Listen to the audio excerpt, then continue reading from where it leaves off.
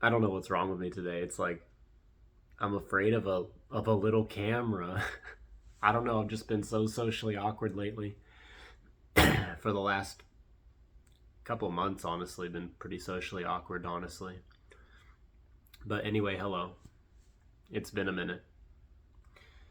And today is November 12th, 2025, which actually marks 1 year now.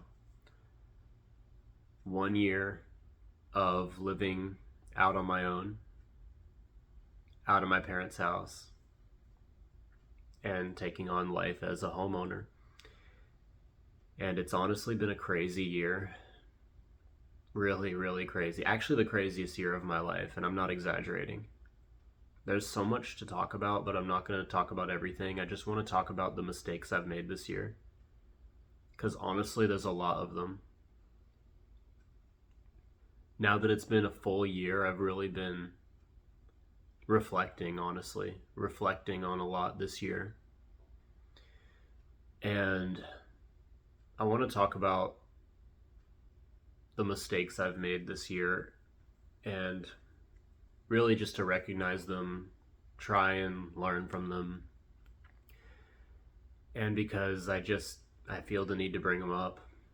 I mean, it's hard. It really is. This is the hardest year of my life and has the largest learning curve. And some of these mistakes are just so stupid, but it's like, you know, I'm learning. And it's also pretty cool that I can film this video and have my phone in my hand at the same time. Of course, not really. This is my old phone, so I literally have the list on my old phone because I can't really access my list on my recording phone, obviously. But, you know, some of the mistakes I've made this year have really, really, really helped shape me into the man I'm becoming. And even though they're very bitter pills to swallow, some of these, it's really gonna be good for me in the long run. And first of all, I think admitting your mistakes and your flaws and um, recognizing them, having that self awareness is a huge part of your growth as a human being. And I think that can go for everybody. First of all, this wasn't really a mistake I made this year. This was a mistake I made 2.5 years ago. I actually told my best friend to stop talking to me. This was 2.5 years ago. It was something that shouldn't have happened. It was honestly ridiculous. It was some misunderstanding, something that I just I shouldn't have gone as far as to tell him to stop talking to me. And but I real early this year I realized the how bad this mistake was, and I reached out to him, and I made amends to him, and well, now we're best friends again. So I guess it worked out in the end, but I still think about that mistake quite often 2.5 years ago because this person who I care about very much, was my best friend and is my best friend, and honestly, I shouldn't have taken it for granted the way I did 2.5 years ago. But as for specifically this year, after all that, as as I've been doing since I moved here. Oh my gosh. As I've been doing since I moved here, I've been renting out 2 rooms in my house um, to help pay off my house. And, I rented to somebody by the name of Dylan. And this was probably the worst mistake I've made renting wise. I should never ever have rented to this guy. If I had just done a quick search for his name on Google, just his name and the city, I would have found the mugshots. He had 9 previous arrests on his record. And all I would have had to do is search his name. Like, this was before I was doing background checks on people. I do background checks on the people I rent to now, but this was, as this is like only the third or fourth person I had rented to, and I wasn't doing background checks yet. I was way too trusting, and he actually texted me. He didn't follow the protocol in the ad that I had placed. He didn't tell me anything about himself. He didn't go into detail in his situation. When he texted me, um, he was just giving me his phone number and saying call me, which of course that's what I did, but I really should have. I was kind of in a rush to get the room rented out, and I shouldn't have just done this. I shouldn't have gone about this like this, gone about it this way. In fact, there was actually somebody else who messaged me right after Dylan did, and she did follow the protocol of the ad. You know, she told me about her situation, told me a bit about herself, what was going on, and I still prioritized Dylan first because he simply messaged me first, and I shouldn't have done that. So I wanted a reference. Actually, I wanted multiple references. I think I asked for 2 references, but he gave me his mom as a reference. I called his mom and she put in a good word for him. And I just felt like that was enough. I felt like that was enough. And I even met his mom. My mom met his mom here at the house. And I let him move in. No background check, only one reference, which was his mom. And he worked at Sonic, which is literally like a 5-minute walk from my house. Since he didn't have a car, it would work well for him. I would come to find out that Dylan he would go down as the worst roommate I've ever had and turn into a very scary situation. Because, first of all, I had another roommate at the time, Corey. Corey actually ended up leaving, saying that his ex-girlfriend had a baby and that's why he was leaving, because he wanted to be able to take the baby to the house on weekends eventually. And I told him I was okay with that, but he still wanted to leave. And the whole thing just kind of seemed a little fishy. It kind of felt like there was something Corey wasn't telling me.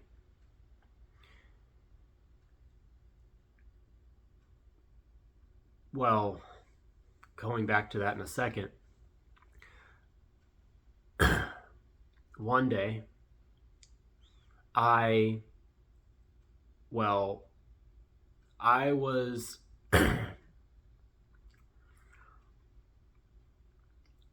I was, I was home. It was just before noon. Dylan asked me if I could give him a ride to Sonic, his workplace. So I did. And I give him a ride over there. And I almost decided to go to the gym. That morning before I took Dylan to Sonic, I was smelling something weird in the house. It smelled like something was burning. I couldn't find any type of source though. I took Dylan to Sonic. I thought about going to the gym after that, but I don't know, something just told me to just go home. I went home after that, and I'm sitting on the very sofa that this camera's propped up on now, and it's a little after noon. and suddenly I see smoke coming from my backyard. I run out into the backyard. My whole backyard is basically on fire, grass burning ablaze, and I've never called 911 before in my life, but I called my dad first because I had a fire extinguisher. I took the fire extinguisher and I tried to use it and I couldn't figure out how to use it. I was in panic mode trying to figure out how to I was trying to learn how to use a fire extinguisher while my yard is on fire and the fire is getting dangerously close to my house. The whole time I'm doing this, all I'm thinking about is how I have no home insurance. Like, I've literally not gotten home insurance yet. And I call my dad and I scream into the phone, "How do you use a fire extinguisher?"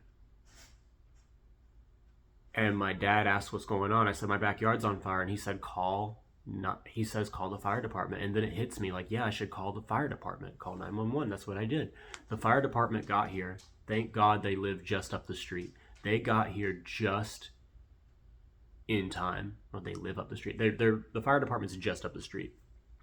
They got here just in time before the fire reached my back porch and my woodshed, and were able to save my house from catching on fire. Found out real quick after that Dylan had been throwing cigarette butts in the yard. Now, I have a strict rule at my house about no smoking on the property, so he had found this loophole to just, well, it was no smoking in the house. The rule was no smoking in the house. I knew that he vaped, but I didn't know that he smoked cigarettes. He had lied to me originally, saying that he never smoked cigarettes. He had been throwing cigarette butts out in the yard, and this was a very dry day, and it caught the yard on fire. I find out later on, I don't need to go into every detail about the story, but after that, I didn't kick Dylan out. I actually gave him another chance. Can you believe that? I gave him another chance after that. I don't know, I was just, as a new landlord, I was just such a pushover. I just let people walk all over me. Even though, like, I knew I should probably kick him out, it was actually my dad that said he believes in second chances, and then Dylan was so apologetic, and he said he would pay for the damages to the side paneling of the house, which got burned up, and I gave him another chance. Later on, I rented to the same young lady that messaged me right after Dylan first messaged me. She ended up moving in after all. And Dylan would get really loud at night screaming at his video games. He even went into her room without asking one time, which was a big no-no. He would take snacks and other things in the house without asking, and I love sharing snacks, but as long as people ask first, and he would never ask, he would just take. He would take stuff out of my camper in the backyard without my permission or knowledge and put it in his room. And he would lie to me about it. And then Corey told me on Facebook after he had moved out that Dylan was doing meth. I didn't believe Corey because I had no reason to believe Dylan was doing meth. I searched his room. I had heard that Dylan went to go donate plasma after Dylan had went to go donate plasma at one point pretty recently before this accusation, so I figured he wouldn't have been able to donate plasma if he had meth in his system. But then he also got deferred from plasma for vaping on the table. It just, I don't know, it was a whole weird situation. He could have been lying about the vaping thing. He could have got deferred for meth. I don't really know for sure. But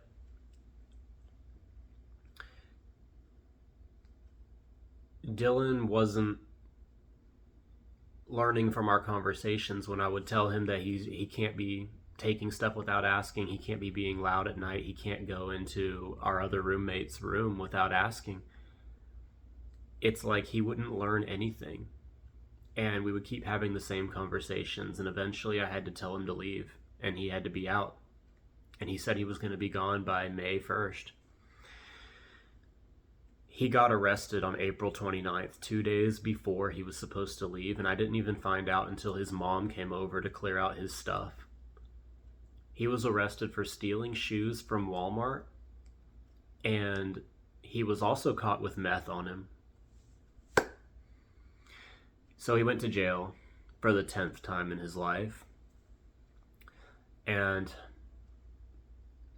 that was that. It was such a huge scare, and it made me want to buy a gun. I'm not going to lie. It made me start thinking about buying a gun. Like that thought got in my head after that, because like this dude knows where I live. I didn't do a background check on him. He's unhinged. My parents agree there's something wrong with him. And but I don't want to spend too much. I don't want to spend too long talking about that, because there are other mistakes I've made this year that are just really really bothersome. I want to talk about. For example, paying a mobile mechanic. Like, my car had a red light on it. My engine was overheating. One day on the way either to or from work. I think it was from work. And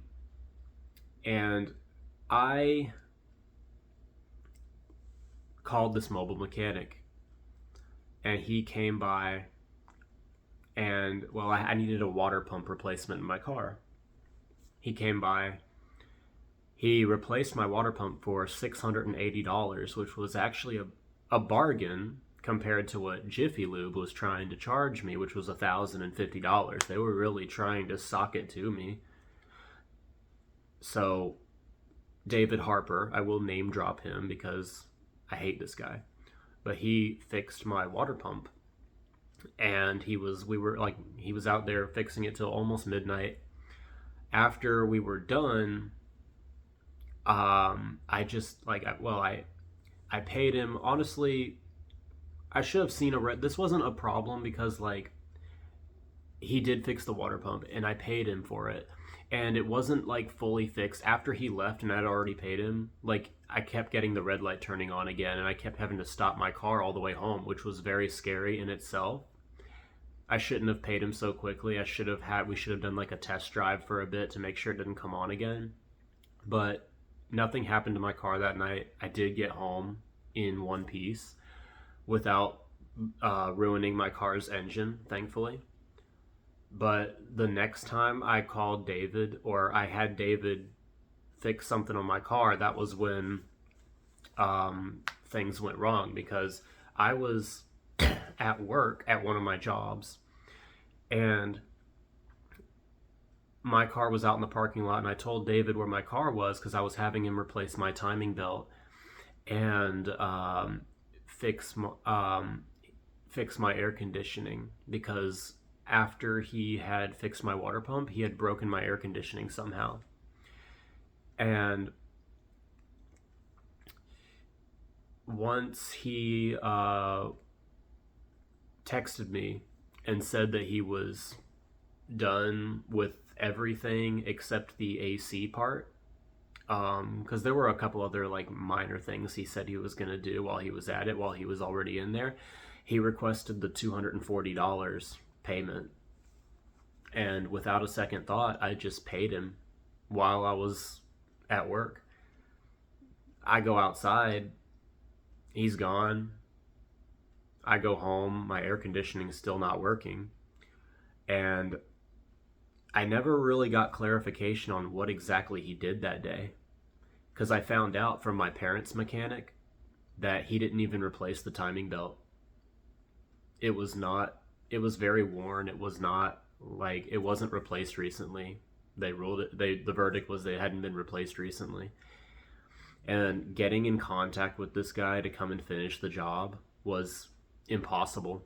He wouldn't return phone calls. He wouldn't return texts. I would literally go to his address, his home address, knock on his door, and his girlfriend would come to the door, and she would tell me about how he's out of town at some funeral in another state. And I'm like, okay, that's a pretty valid reason to be away from work, but he should have let me know first. He shouldn't just abandon a job because he has other things to do. Like, he hadn't even finished the job I paid him to do, and he has my money. So days turn into weeks, and I'm just not hearing from him. He doesn't seem to be finishing the job. And I threaten a lawsuit against him, and then he finally responds to me. He gets very defensive.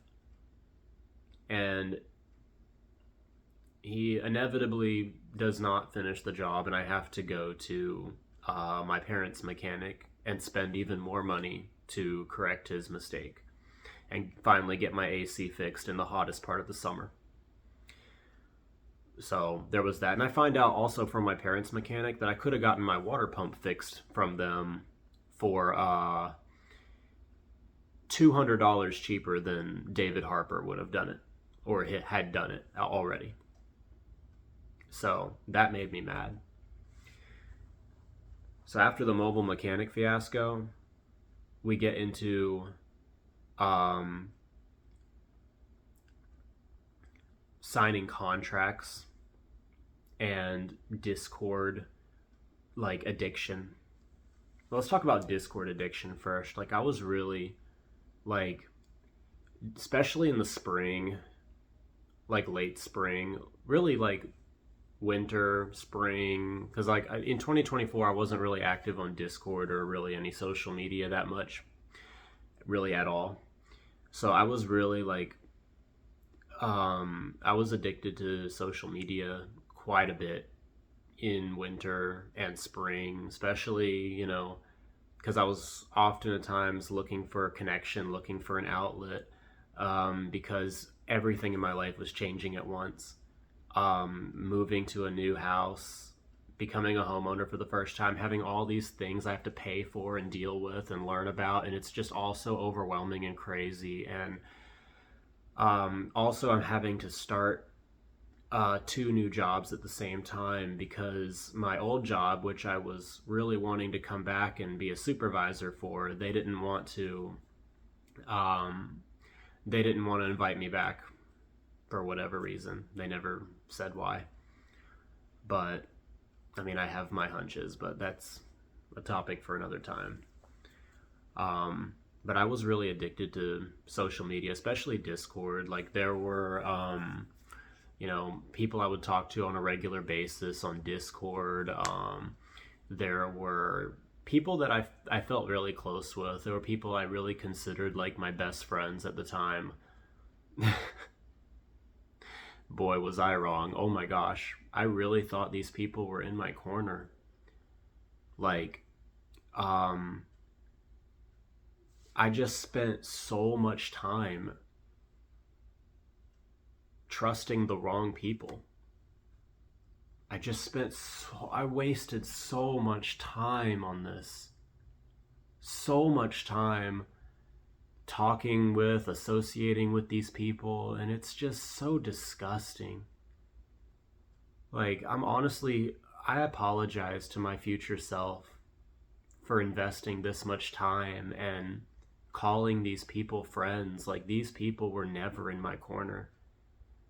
Like, these people have so many issues that they have to confront and face within themselves, and it's just, they don't really have capabilities of any kind of self-reflection yet. It's like they were children, or they are children in adult bodies, and there's just nothing you can say or do to change that. It's like they don't communicate with you if you ever have a problem with them. I'm really disgusted with myself of how much time I spent on these people, and thinking of these people as people who actually cared about me, or people who were in my corner when they never were. And it's like, I can't even really blame them all that much. It's because, like, the more I would think about it, the more I would, question things like, well, who are these people's role models? Like, I thought I had two really, really good friends, but these two really, really good friends I thought I had at the time, like, these people, they don't know how to deal with conflict. They don't even know how to deal with a simple disagreement without, like, cutting you off and blocking you and just living in resentment. Like, they don't know how to do that. But it's like, how can you even blame them for real? Like, of course it's their fault, but like, you can't really blame them for all of it, because who are these people's role models? That's what I kept asking myself. It's like, who are the role models for these people I'm calling my close friends? They don't really have any good role models. It's like, I would straight up ask one of them, um, who is, like, who are your role models? And he would literally say me. Like, he would say I was like one of his best role models. And I'm like, okay, well, that's pretty cool and all, but really? Like, me? I don't really, I'm not trying to knock myself or anything, but it's just, if um we're only talking online, and you know, we don't see each other in person that often, and you're saying that I'm one of your best role models. I mean, I don't. I, it just really goes to show what type of family these people have been around their whole lives. What type of what type of influences in general these people have been around their whole lives. And if these people have been around, if they've been around such bad influences and taught wrong their whole life, how can you even fully blame them for um, the stupid decisions they make? And stabbing me in the back, it's like, what did I expect was going to happen? It's like, people who are never taught how to handle, like, real situations, or how to resolve a conflict. People who are never taught how to resolve a conflict, like, they're gonna end up with very difficult social lives. And that's not my fault. And what is my fault, though, is how much time and energy was spent and wasted on these people who I tried to convince myself were like my best friends, were always going to be there, always going to be in my corner, always going to be people I could talk to about things. And it's just not the case. And that's something I have to learn to live with and forgive myself for.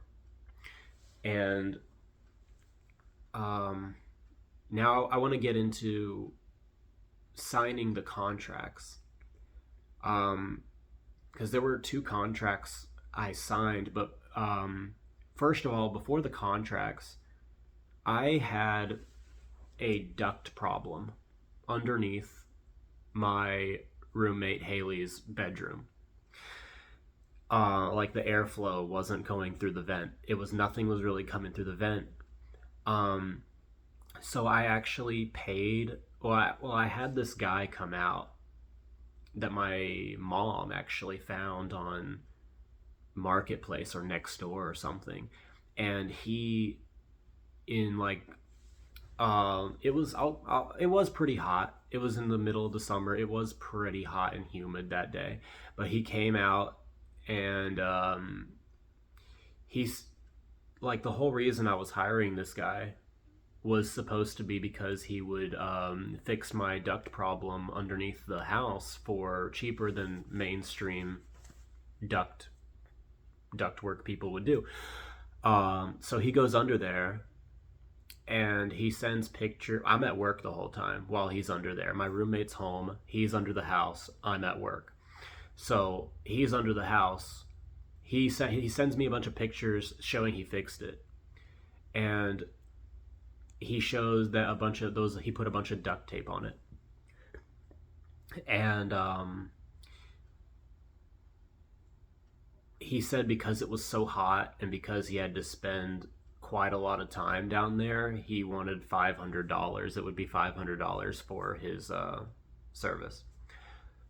So I was a little hesitant to send the money outright, I wanted to know if my roommate was okay with um, the job he did. So I thought I heard my roommate say something of confirmation in the background. He said that my roommate was happy with the result, and I just my mind was telling me, my brain was telling me I needed to go home and see for myself, um, and see if I was satisfied with the work he did before I paid him. But no, I just paid him $500 right then and there at work. And to make things worse, he said that I paid the wrong, like, he said that I made the payment to the wrong location. Like, he said that I paid his company's Cash App when I was supposed to pay his personal Cash App. So he said that he refunded me. So I check my bank and I see the refund is there. So I just like, okay, I got the refund. So I send another 500 to his personal Cash App thinking I got this refund. Well, 2 days later, that refund on my bank account that he had sent, it disappeared. So I was out $1,000. And I find out that the airflow is the same. The airflow didn't change. All he did was put duct tape on the ducts, like cover up some holes on the ducts. And he just put duct tape on it. It didn't change the airflow. The airflow is probably the same because the HVAC system is old and it's just not really fully big enough to for the whole house. Or maybe there's some other duct problem down there that he didn't find or didn't see. But regardless, I was out $1,000 over this. And I had to go to war to get back the at least the 500 that was supposed to be refunded to me. I had to contact my bank. I had to contact like his company. I had to contact him, his friend or brother or whoever it was that he was working with. I had to contact Cash App. I was like contacting everybody. They're all telling me they can't help me and they're trying to look into it and they're creating all of these like tickets for me or whatever, or disputes that they're looking into. And it's like, it was a whole thing. It took like 6 weeks to finally get that second $500 back, or the first $500 back. Because the second 500 I actually paid to his personal Cash App, but that first $500 it should have been refunded to me, and that refund disappeared, and I didn't see it for 6 weeks. It took doing a second dispute with Cash App to finally get that money back. Finally, Cash App came through like 6 weeks after the fact, and I got my 500 back. But it just was, at the end of the day, was it even worth it? It took so much work and effort to just get back my money that was rightfully mine. It's just is ridiculous how these little mistakes in the moment, just a little click of a button at work that I shouldn't have done, just costed me all of that. It just never should have come to that. And then the contracts, like, I need a new HVAC system. My HVAC system is very old. It works, but it's old. And I found out about this program, actually, or what I thought was a legitimate program. It was called Addix. Attyx. Addix. If you ever hear about Addix, avoid this company at all cost. Avoid them like the plague. Their idea is that they will give you a free HVAC system if they install solar panels on your house and basically have you go solar and go off grid. And I had a conversation with this guy from Addix for like over an hour. Even brought my mom into the phone, onto the group call with us, and he explained to my mom. He sounded very convincing, like this was a good idea, and it would eventually be less money that I'd be paying per month to fund the solar panels and the whole installation, instead of paying monthly for an electric bill every month for the rest of my life, I would be paying monthly for the solar contract. And that would be something I could pay off in like 20 years. And rather than it being a forever electric bill thing. Well, I signed the contract. Did I read the contract full and through? No. Of course not. Of course not. My parents did, though. My parents read a lot more of this contract than I did. Apparently, I would not go off grid. I would still have an electric bill. The electric bill would actually kick in, or the electricity would actually kick in to make up for what the solar panels couldn't provide, which I found out from all the negative reviews that attics had was like all the time. Basically, you're paying more money over time than you would have with just an electric bill. And that's the catch. That's the catch that I didn't understand when I signed the contract. I was just so trigger happy with signing contracts. I was able to get out of the contract just in time before it became permanent. But oh my god, did I dodge a bullet. Like, I had to threaten the guy that we were talking to on the phone. I had to threaten to sue him if I was charged any money for the addicts program. It took a lot of like scanning through the contract just to make sure that I would be okay in a legal situation if like they tried to go forward with it after I had already opted out. I had to make sure that I could prove that I was opted out of this contract, and it was a whole fiasco, and it was so stressful. So that should have told me to just stop signing contracts until I had basically read all of the fine print. I even told myself I will never sign another contract until I not only talk about it with my parents through and through, but also have read the entire contract myself. So, 1 Hour Heating and Air comes over. A guy from 1 Hour Heating and Air comes over to my house at my request, looks at my HVAC system and tells me it's not going to make it through the summer. Scares the hell out of me. So, being tight on money as I was, he was able to read all of the pros for getting a new HVAC system through 1 Hour Heating and Air. And he was able to convince me to sign a contract for a $10,000 HVAC system that would be installed the very next day. I mean, I had my mom on the phone briefly, talking to him with me, and she sounded like she was on board with it. But I didn't really get the memo that I shouldn't have signed the contract yet, and I still needed to talk about it with my parents and read the whole contract through and through.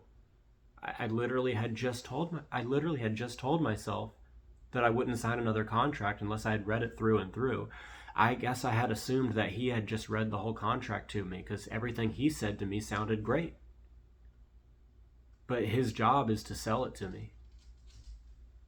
And it's just, he can see that I'm a young homeowner, I'm probably very naive, which I was, and that this could be an easy sale. And literally the very same day when I was on my work shift, I came to my senses finally, and I called up 1 Hour Heating and Air, and I requested to opt out of the contract, and I didn't even know if I could or not. I wasn't even sure, because they were set to come the next morning and install my HVAC system, and I was going to start financing a $10,000 HVAC system when my mom had just told me that I could get one for way cheaper if I just explore my options and take my time with it. I was just such in a rush, and I was just trigger happy again. Thankfully, I was able to opt out of that contract too, but this was only like a week after the attic situation. And I just felt so defeated, because it felt like I was too naive to even be a homeowner. And it's It was just something huge that I had to go through. And yeah, it's just, the world's a scary place, man. It really is. This video is 40 minutes long, and I've still got other things to talk about. Wow, it's midnight here. By the time I upload this video, it's going to be November 13th. Basically, they were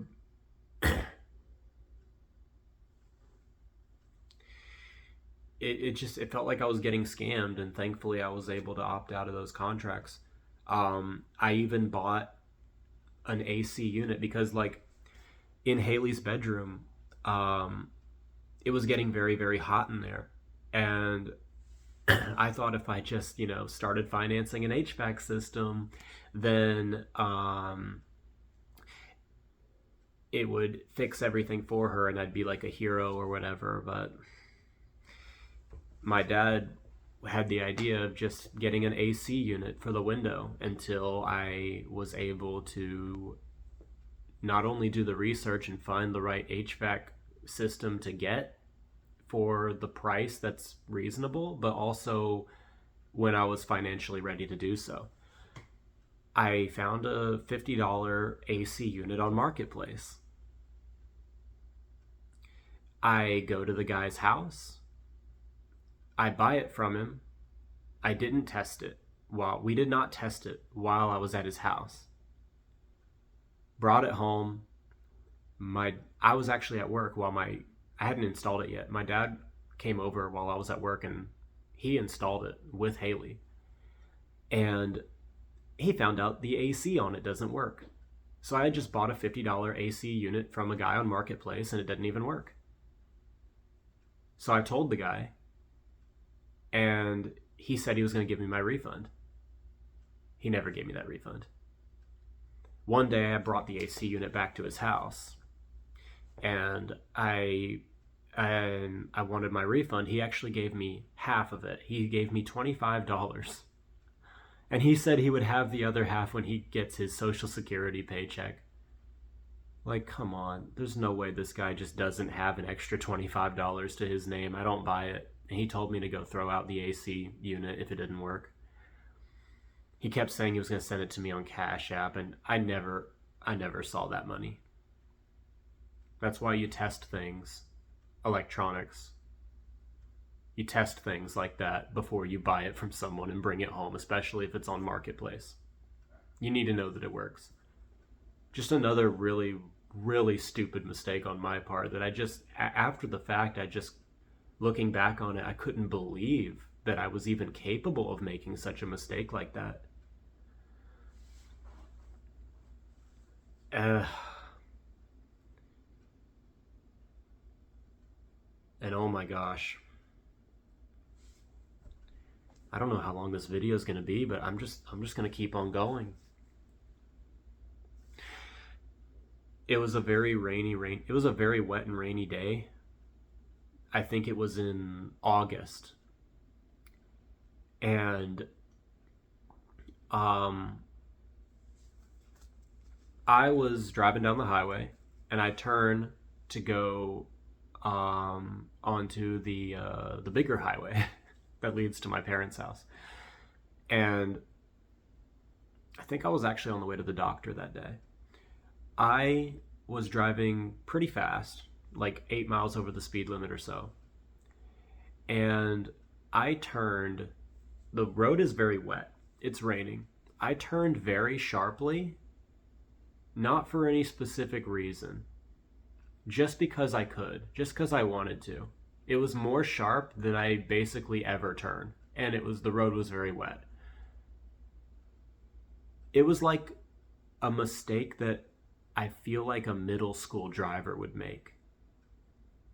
I turned so sharply on the wet road that my car spun around 180 degrees, and I could not control it, and it went right off the road.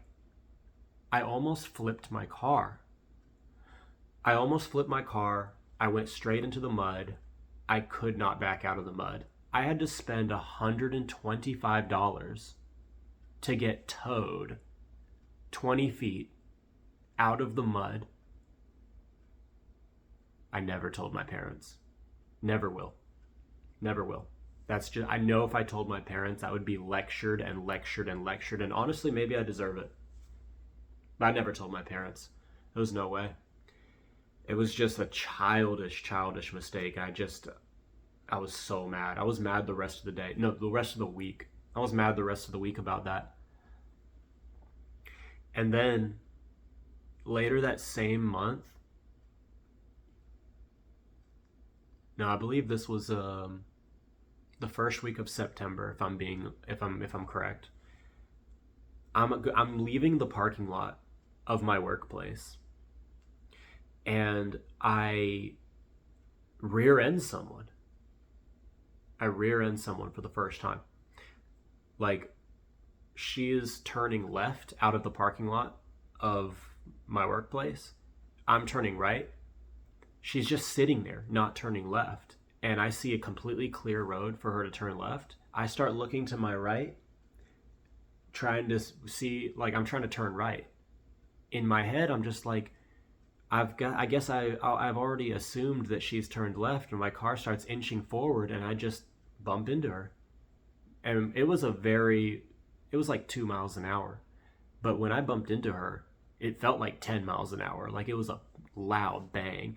And then she just drives off, and I'm thinking there's no way she didn't just hear that. So I'm like, I turn right, and I'm just going like 3-4 miles an hour, trying to figure out if I should chase her down and go after her, or just leave because she's already fleeing. I didn't understand what the heck was going on. And then suddenly this truck pulls up in front of me. Guy gets out. It's her boyfriend asking me if I had just rear-ended somebody. And I said, yes, I'm trying to figure out what to do. I don't know what to do. She just left.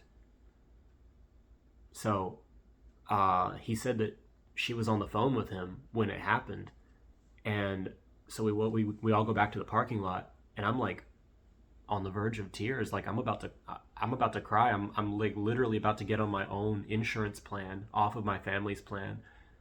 And now the police are being called, and I'm about to have an accident on my record, and my insurance rate's about to go up. I'm like panic mode. So the cop shows up. I explain what happened. I look at the dent. I apologize as much as I can. I see the dent on her car. It's like the smallest dent. You have to really look for it to see it. It was such a minor thing. The police officer said that it was too minor to actually file a police report. But he gave me a paper, and it said, this is your information. Just turn it into your insurance company within a week. And in my head, I'm thinking, okay, I am legally required to turn this into my insurance company, and or else I'm going to get in trouble. So I actually had to call my dad and tell him about what happened. And of course I get the lecture, which, I was expecting, but I had to call him because I didn't have an updated insurance card in my possession. So, I found out from my dad that it's actually up to me if I want to pay out of pocket for the damage or if I want to go through insurance. And I was so relieved because I was texting her because those information swap. I had her phone number. I texted her like, hey, whatever damage it is, like, I will cover it myself so we don't have to go through insurance. Never heard from her. I got very lucky that day. So lucky. I think her dad actually showed up. Her dad probably looked at that damage and said, you know what? It's not enough to matter. We're not going to mess with it. So I just got off so lucky. I got to keep my clean record. But I'll tell you what, that really rattled me as well. But that's not even the end of the story. Because even just 5 days, I even remember how many days it was, just 5 days after this incident, I'm driving on the main highway and we're stopped at a red light. A lot of traffic. I look down at my phone and I start texting somebody back on my phone, and then I start letting off the gas to move forward because I'm thinking that the light is green. I don't know why I thought this, but I'm moving forward, and I look up because I realize there's a car in front of me, and I look up just in time. I slam on the brakes, and there's this very new white car in front of me. I slam on the brakes, and I swear to God, I was like this far away from rear-ending this car 5 days after I actually rear-ended somebody. My heart was in my throat. I even wasn't even sure if I didn't hit this person or not, but I was so rattled the rest of the day from that. I just couldn't believe I did that. If I had actually hit that car there, like on the highway 5 days after rear-ending somebody, I would have never heard the end of it from my parents, and I would have definitely, absolutely had an accident on my record, because that would have been pretty bad damage to a newer car. And I'm just, I got all these scenarios going on in my head, and it's just, wow. I really felt like something was watching over me that day.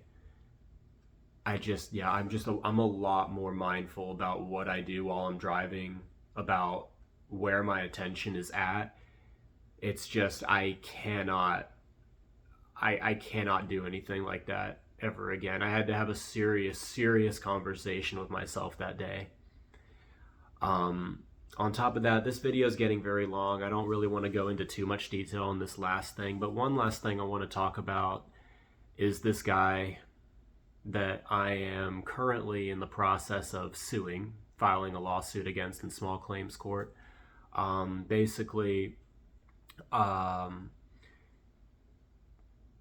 and to be fair, with everything I've gone through this year, this was probably one of the worst mistakes I've made this year, considering all the things I should have learned this year.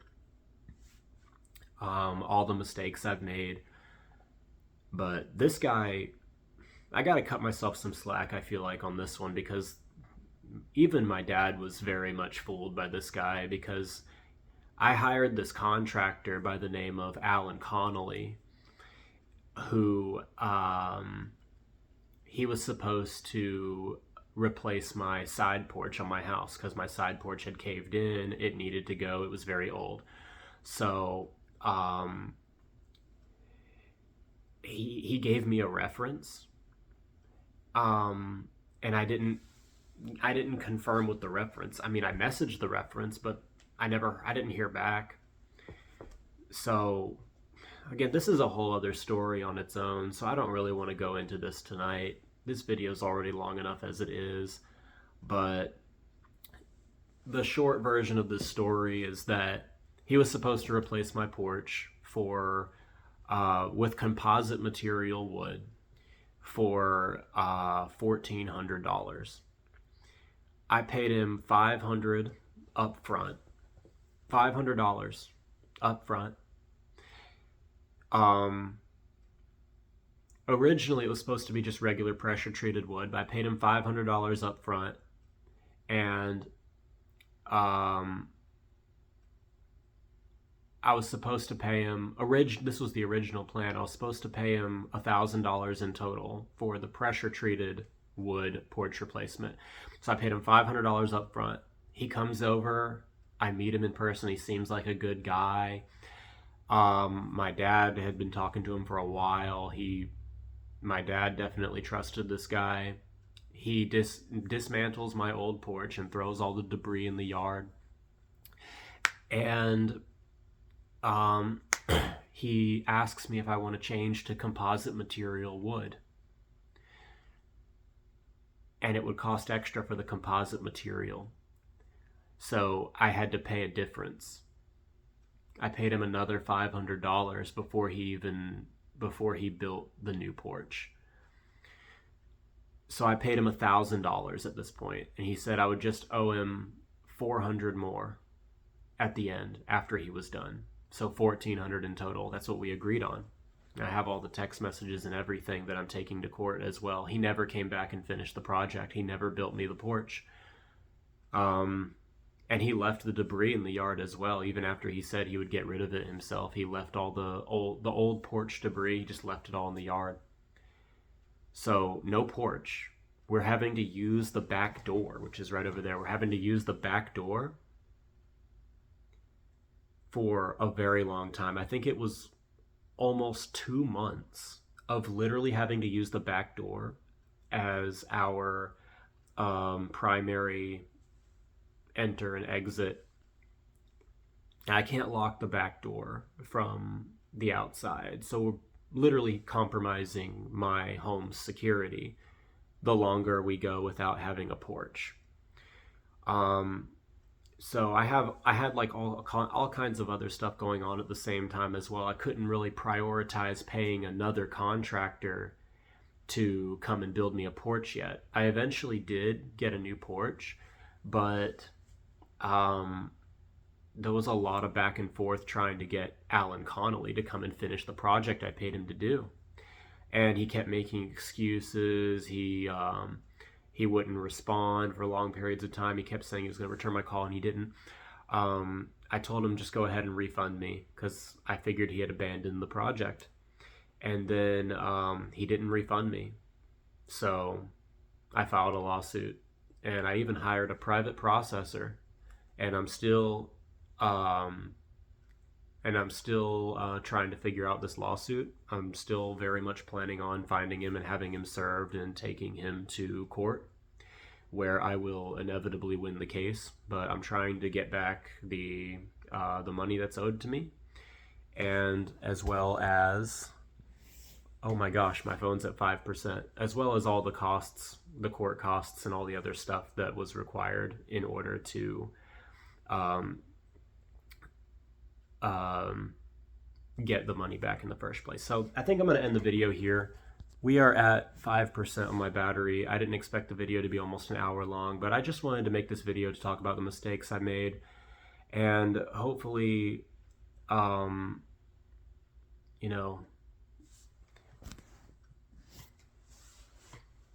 it's been nice to get this off my chest, for real. It's been a huge learning year for me, and the craziest year of my life. Talking about it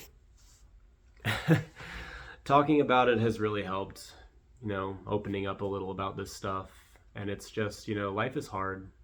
Life is hard. Being a homeowner is hard. Living on my own, having to learn all this stuff the hard way is hard.